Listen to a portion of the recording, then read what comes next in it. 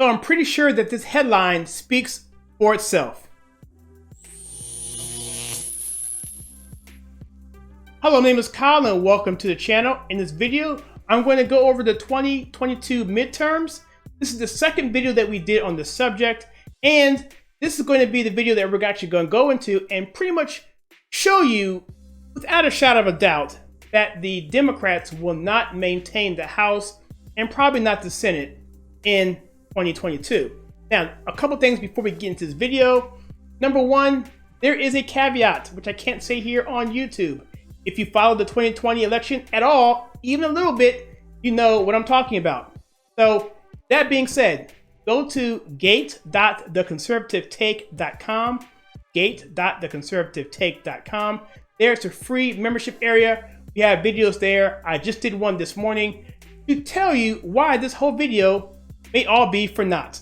Also, I want to talk to you about the video that we did before about why we feel this is going to happen. This is a few month old video, but we go into detail in terms of each race in the House and the Senate. Check it out. We identify several rhinos that could possibly get the boot. We even talk about Herschel Walker prior to him being a candidate for Senate in Georgia. He's also mentioned, so that's a little older video, but it does give you a higher level of information that we won't cover here in this video. So first things first, let's check this out. This is going to be from the Gateway Pundit. This is Democrats scramble to find party message for midterms. Strategist says, we're effed. And we have here where Nancy Pelosi is up in center. She's the Speaker of the House, and I don't believe she's going to be around past 2022. Just here, as America heads into a holiday season, not much is going to happen in Washington. When the holiday season is over, we're going to enter the 2022 midterm season. Democrats are in a panic because even though they have passed legislation, Americans are not feeling the benefits of any of it. So let's take a look at this. This is going to be Biden's approval numbers. This is going to be something that's going to be embarrassing for the Democrats because he has an approval rating lower than the lowest rated governor, dips below 30% in 17 states. This is an article here. This is from the Daily Wire. And it shows you here the full results here where Biden is just performing horribly across the board in every single state. And in 17 states, he's below 30%. Incredible. But let's get further into some numbers here because I know you want to know about that. This is Real Clear Politics. This is the ex-Vice President Biden job approval. Now, if you're not familiar with the Real Clear Politics, what it is it's an aggregate, sort of like Rotten Tomatoes. It takes various entities and does an aggregate of those and gives you a score. Right now, the RCP average is negative 10.8%, the ex-vice president. And you see here, it goes to all the various polls and you have outliers and so forth, but it gives you a good indication of where we stand. Now, you may have seen this from our other video. Our last video, we had it right here in terms of his disapproval and his approval. It was going in the opposite direction. This was our last video. This was back on roughly October the 8th.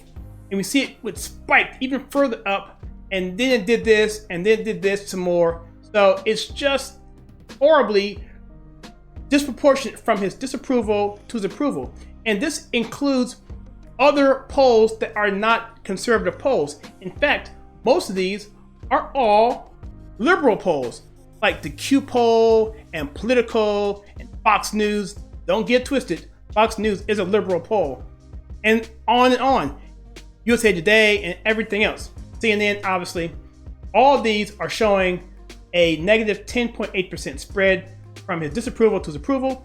But let's not stop there. Let's go and look at some other metrics here. Let's look at his approval on the economy. This is the ex-vice president's job approval when it comes to the economy. Negative 17.8. That's an aggregate. All negatives across all polls. Well, how does he stand on job approval on immigration? As we know, immigration is probably one of the biggest issues for Americans right now. And it has been for 20 years. Here we have here, negative 33.4% across all the polling data. Again, this is RCP. This isn't a conservative polling. This is aggregate. This is the gold standard. All right. Well, how about what's his approval on, let's say foreign policy? Remember Afghanistan? Well, where does the ex-vice president stand on that? Wow, negative 20.5%. That's from Politico, Quinnipiac, Gallup, USA Today. All negative polls have him in double digits, way double digits, down in his foreign policy. But what about the ex-vice president's approval rating on handling the coup? Well, he's doing a lot better here. He has at least one poll that has him doing positively. That's the Federalist at +5. Everywhere else is negative, and his average, which probably is an outlier with the +5, is negative 2.1. So even that's not the best. And lastly, how does America feel about the direction of the country? Well, according to the polling data, it's negative 34.1%. If we come down here to this chart, which it is red being the wrong track and the black being the right direction, you see very disparaging here. It was pretty decent in May, but now it's going in the opposite direction, and now people are just getting fed up, and that's the information that's going to cause Democrats nightmares when they get into the election cycle coming up in the first quarter of next year. Now check this out. This is from Republican Daily, reporting on some polls from Washington Post, ABC News. This article here says, devastating new numbers for Democrats point to a red tsunami building. And here are some numbers. Biden's approval numbers are 41%, down 3%.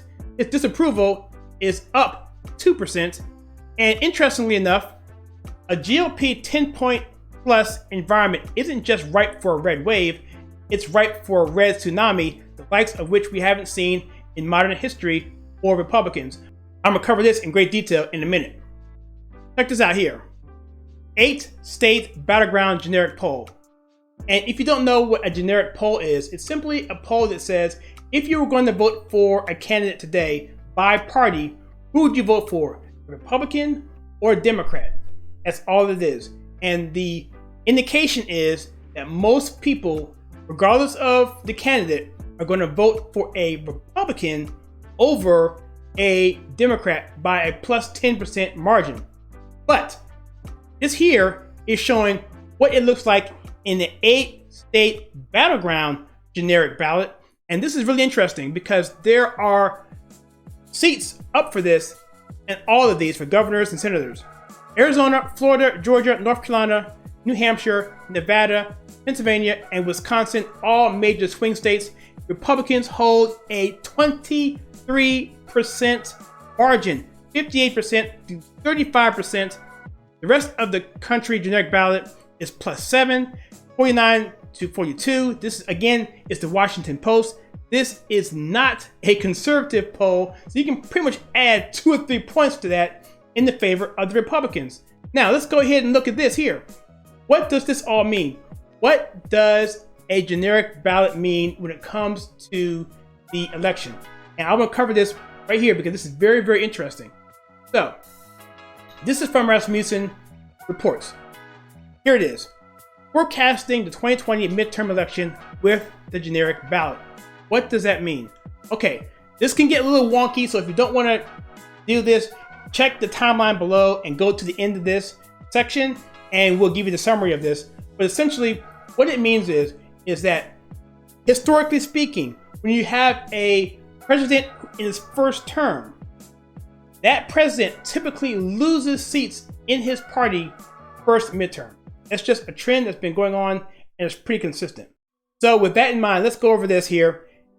There are key points in this article. The first one is that the National House generic ballot, which we just talked about, can be a useful tool in projecting the overall results of House and Senate elections. What they're saying is that generic ballot we just talked about plays a key factor in predicting who's going to win the House and the Senate in the upcoming midterm. The president's party often loses ground in midterms, an historical thing. But the magnitude of those losses varies greatly depending on the national political environment and the seats held by each party prior to the election. Lastly, a model using the generic ballot and seat exposure show that a single-digit lead on the generic ballot would give Democrats a good chance to keep control of the Senate. We just saw that it's a +7% for the Republicans, so we know that's not going to be an issue. And then given the expected impact of redistricting, however, Democrats probably need a larger lead to keep control of the House. And we'll talk about that briefly at the end of the video. In this table right here, it's very interesting. What you see here is that from the years 1946 to 2018, there were 19 elections. Okay? The president in those 19 elections lost seats in the House 17 times, all but twice. Also, the president in those elections all but 13 times lost seats in the Senate, gained seats 4 times, and only twice was there an even number. So this looks really bad for the Biden administration because they're going to, historically speaking, lose seats in the House and most likely the Senate as well. They could gain some as well, but it looks like they can lose a lot. Largest loss a president has is 64 seats after their first midterm. So, 2 indicators largely explain the variation in seat swings in midterm elections in the generic ballot and the number of House and Senate seats defended by the president's party. The generic ballot provides a measure of the national political environment at the time of the midterm election, while the number of seats defended by the president's party provides a measure of exposure to risk. So essentially, if people are upset, that's the indicator, and then the number of seats they have to defend is the number of risk that the party has to do, and they have to placate to the other side to make sure they can save their seats. A lot of times people see people doing that and saying, okay, you're trying to just hand it to us because an election's coming up, and sometimes that makes people even more angry. The larger the presidential party deficit on the generic ballot, and the more seats it's defending, the more seats it tends to lose. So the bigger the disparity, the bigger blowout.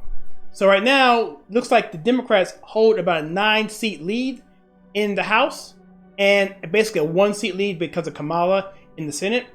But they have a huge margin that they're behind in the generic ballot, so we can anticipate somewhere around 20 seats that they could lose.